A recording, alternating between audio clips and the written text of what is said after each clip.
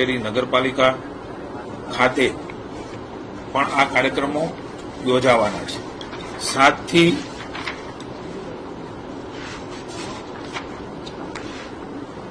26 દરમિયાન અલગ અલગ જગ્યાએ ખાનગી યુનિવર્સિટી, સરકારી યુનિવર્સિટીઓ, કોલેજો, સ્કૂલો વંદે માતરમ મૂળ સ્વરૂપમાં સમૂહગાન કરવાનું કાર્યક્રમ એ કદાચ પહેલીવાર આ પ્રકારે મોદી સાહેબના નેતૃત્વમાં થઈ રહ્યું છે. આપણા માટે આનંદની વાત છે કે વંદે માતરમના 150 વર્ષ અને એ પ્રકારે વિશિષ્ટ રીતે લોકોને જોડવાનું કામ સહકારી તમામ સંસ્થાઓ, સેવા સહકારી મંડળીઓમાં પણ આ પ્રકારે 7મી તારીખે આ કાર્યક્રમ થવાનો છે. જિલ્લા કક્ષાની કચેરીઓમાં 10 થી 10:30 સુધીમાં ગમે ત્યારે પોતપોતાની અનુકૂળતાએ એ કાર્યક્રમ થવાનો છે અને હું રાજ્યના તમામ લોકોને સરકાર વતી વિનંતી કરું છું કે આ આપણું ગાન છે. વંદે માતરમના 150 વર્ષ થવા અને એમને સન્માન આપવાનું મૂળ રૂપમાં સમૂહ ગાન એ ખૂબ મોટું કામમાં આપણે સૌ સાથે જોડાઈએ. માનનીય મુખ્યમંત્રીશ્રીએ આપ સૌ જાણો છો એ પ્રકારે આજ સવારમાં જ જેમણે મગફળી, અડદ, મગ અને સોયાબીનની ખરીદી માટે સાર્વજનિક રીતે એમણે ખેડૂતોના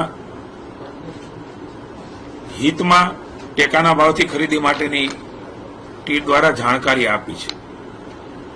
9 નવેમ્બરથી તમામ જિલ્લાઓમાં જેની શરૂઆત થશે. ઘણા બધા સેન્ટરો એમાં સુનિશ્ચિત થયા છે.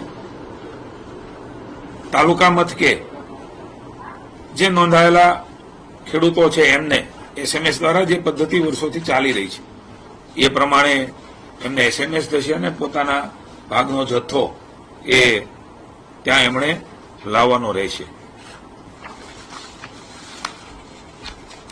મને કહેતા આનંદ થાય છે કે કેન્દ્રની સરકાર દ્વારા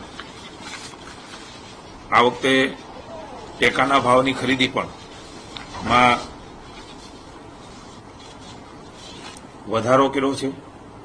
કે મગફળી હોય, અડદ હોય, મગ હોય કે સોયાબીન હોય એ પ્રમાણેની ખરીદી એ રાજ્યની સરકારે નિર્ણય કર્યો છે. ત્યારે લગભગ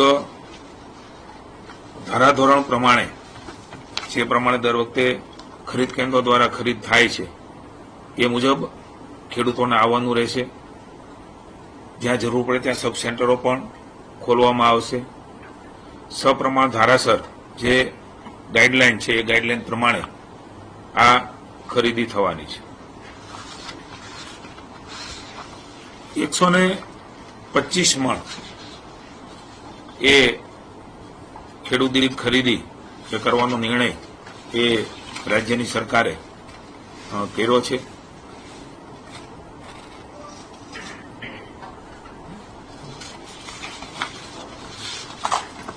આ વખતે અમે સૂચનાઓ પણ આપી છે કે ખાસ કરીને ખેડૂતોને હાલાકી ન પડે, તકલીફ ન પડે એના માટે થઈને આ પ્રકારે ખરીદીનો નિર્ણય એ રાજ્યની સરકાર દ્વારા કરવામાં આવ્યો છે.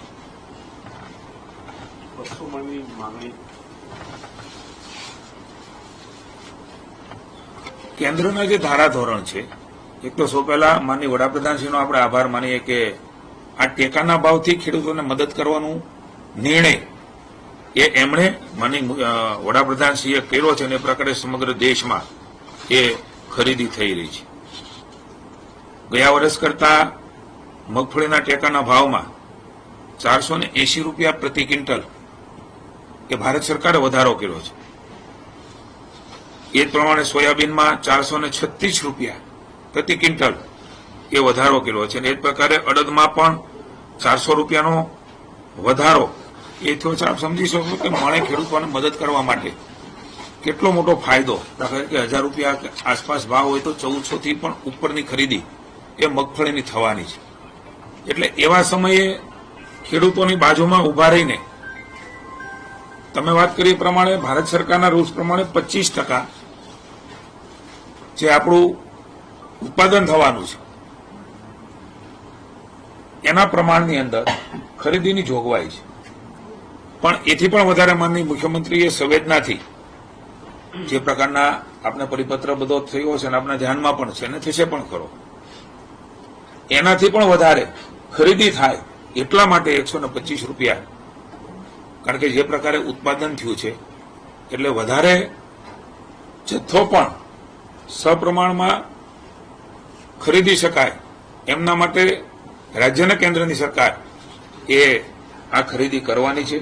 અને જેમ મેં કહ્યું એ પ્રમાણે 25%ની ખરીદીનો રૂલ છે, પણ એ રાજ્યમાં જે પ્રકારે જે હેક્ટરમાં જમીનનું વાવેતર છે એ પ્રમાણમાં એ ખરીદી ઓછી થાય, પણ મુખ્યમંત્રીએ ખાસ કરીને દરેક વખતે કાળજી લીધી છે ત્યારે આ વખતે પણ એમણે ખાસ આ પ્રકારે વધારાના જથ્થા પણ ખરીદી શકાય એમના માટે થઈને ખેડૂતો માટેની ચિંતા કરી છે. જીતુભાઈ,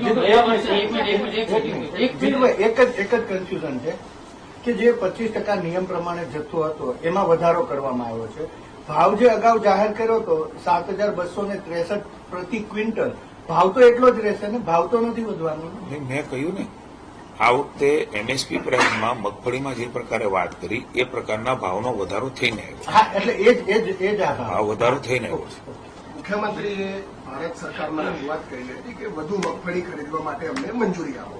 એમાં કોઈ નિર્ણય થયો? કારણ કે ગઈ વખતે 200 મણ મગફળી રાજ્ય સરકારે ખરીદી હતી ખેડૂત પાસે.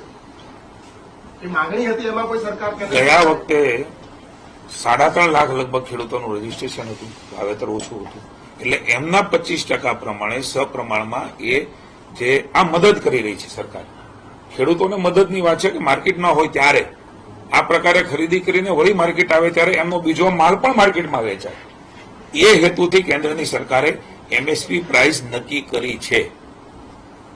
ગયા વખતે રજીસ્ટ્રેશન ઓછું, એનું વાવેતર ઓછું, આ વખતે 9.5 લાખની આસપાસ મગફળીનું રજીસ્ટ્રેશન છે, એનું વાવેતર પણ વધ્યું છે અને એટલા માટે મુખ્યમંત્રીશ્રીએ વધારે જથ્થાની માંગણી એ ત્યાં કરી, પણ કેન્દ્ર સરકાર પણ ખૂબ સંવેદનાથી આ ગુજરાતના ખેડૂતોને નુકસાન ન થાય અને એમનો આ ટેકાના ભાવથી માલ ખરીદાય એમના માટે થઈને આપ પણ સમજી શકો છો કે આ સપ્રમાણસર ગયા વખતે કેટલા હેક્ટર, આ વખતે કેટલા હેક્ટરમાં કેટલા ટકા મળે, 25%. એ બહુ ડીપમાં હું આપની પાસે આના જે પરિપત્રો થશે તો આપના આપોઆપ ધ્યાનમાં આવશે કે રાજ્યની સરકારે, માનનીય ભૂપેન્દ્રભાઈએ, માનનીય નાયબ મુખ્યમંત્રી શ્રી હર્ષભાઈએ આ વખતે ઓછામાં ઓછી તકલીફ પડે એના પ્રયાસો કર્યા છે. 25%થી પણ વધારે જથ્થો એ રાજ્યની સરકાર આ વખતે ખરીદવાની. આ પાક જે તૈયાર થયેલો હશે, મગફળી લીધેલી હશે, કમોસમી વરસાદના કારણે એ મગફળીમાં ક્યાંક નુકસાની હશે, એમાં ભેજ પણ હશે, તો આ જે નિયમો છે તમારા ખરીદીના, કારણ કે ભેજમાં કપાસ પણ હશે, ખેડૂતોને એમાં વજનમાં પણ નુકસાન જશે, એમાં કઈ બાંધછોડ કેન્દ્ર સરકારના ધારાધોરણ પ્રમાણે એ ખરીદી થતી હોય છે, એના રૂલ્સ છે, એ પ્રમાણેની ખરીદી થશે. આપે વાત કરી એનું અલગથી જે રાજ્યની સરકાર માનનીય મુખ્યમંત્રી ભૂપેન્દ્રભાઈ સંવેદનાથી જે કામ વિભાગને માર્ગદર્શન આપી રહ્યા છે, નાયબ મુખ્યમંત્રી આપી રહ્યા છે, કંઈ પણ અડચણો ન પડે એ રીતે અલગ દિશામાં અલગ રીતે એ નિર્ણય થવાનો છે. આપણા પણ સૌના જાણમાં છે મગફળી ખરીદી, મારા આપના માધ્યમથી જણાવવું છે કે જે પરિસ્થિતિ ઊભી થઈ કમોસમી, એમને મગફળી ખરીદી નહીં થાય આ પ્રકારની વાતો પણ એ કેટલાક લોકોએ ફેલાવી હતી. એમને નામને લાગતું ઓળખતું નથી. 1 તારીખે આ ખરીદીનો નિર્ણય માનનીય મુખ્યમંત્રી ભૂપેન્દ્રના માર્ગદર્શન નીચે મારા વિભાગે કરેલો. આપ જાણો છો કે વરસાદ આવવાના કારણે એ બધું સંભવ નહોતું ને વરસાદ પણ સતત 15 દિવસ 10 દિવસ આવ્યો છે. એક દિવસનું આ માવઠું નથી. આ માવઠું એ લગભગ ક્યારેય ન જોયું હોય એ પ્રકારનો વરસાદની અનુભૂતિ એ રાજ્યના ખેડૂતોએ તમે મેં કરી છે. કદાચ દેશમાં પણ આ પ્રકારે સળંગ 10-15 દિવસ આ સમયે આ પ્રકારનો વરસાદ, અને એટલા માટે એ અમે મગફળી ખરીદી તકલીફ ન પડે, મુશ્કેલી ન થાય એટલા માટે થોડા દિવસો પાછળ લઈ ગયા હતા. 9 તારીખથી આનો પ્રારંભ થઈ રહ્યો છે અને તબક્કાવાર એ મગફળી અને અન્ય જે જણસી છે જણસીની ખરીદી કરવામાં આવશે. જીતુ તો બી પૂછે સર, આપે કીધું કે 25% જે નિયમ છે એનાથી વધારે જથ્થો ખરીદવાનું સીએમે કહ્યું છે, પણ એ કેટલો જથ્થો એનું પ્રમાણ આપના પરિપત્ર દ્વારા આપને ધ્યાનમાં આવી જશે કેટલું એમના હેક્ટરમાં વાવેતર છે, કેટલું ઉત્પાદન છે. હું આપને ચોક્કસ એટલું કહીશ કે